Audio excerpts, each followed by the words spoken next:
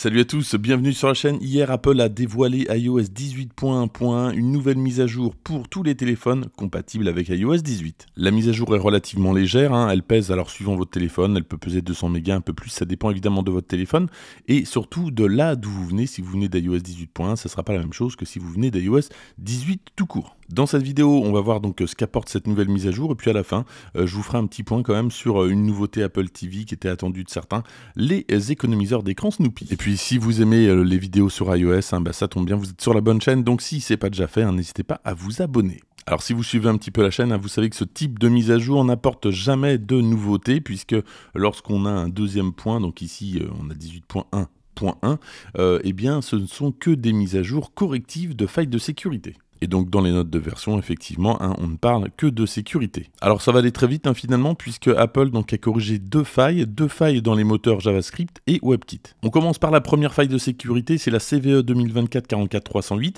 qui concerne justement JavaScript. Dans les notes, Apple ne dit pas grand-chose, toujours à peu près les mêmes phrases. Le traitement de contenu web malveillant peut entraîner l'exécution de code arbitraire. Apple explique qu'avec plus de vérifications, le problème a été corrigé et ça concernerait les Mac Intel. L'autre faille de sécurité, alors c'est la CVE 2024 toujours 44309 cette fois-ci, et elle concerne le moteur WebKit. Et là pareil, certains contenus malveillants pourraient très bien entraîner l'exécution de scripts intersites. Alors évidemment, ça reste toujours très flou.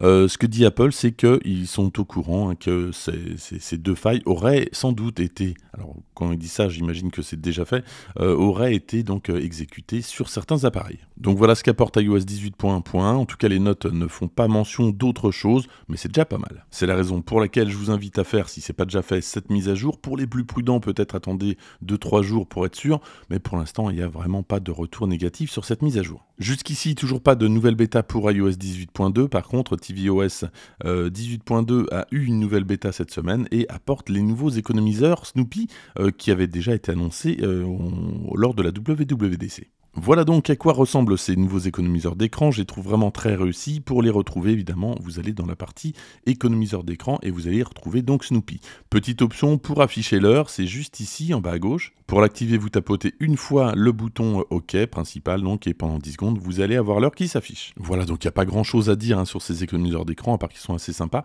N'hésitez pas à me dire ce que vous en pensez dans les commentaires. Merci en tout cas d'avoir suivi cette vidéo jusqu'au bout. Si vous l'avez aimé, surtout n'hésitez pas à la liker, à la partager, à vous abonner. Et moi je vous dis à très bientôt pour d'autres news sur iOS.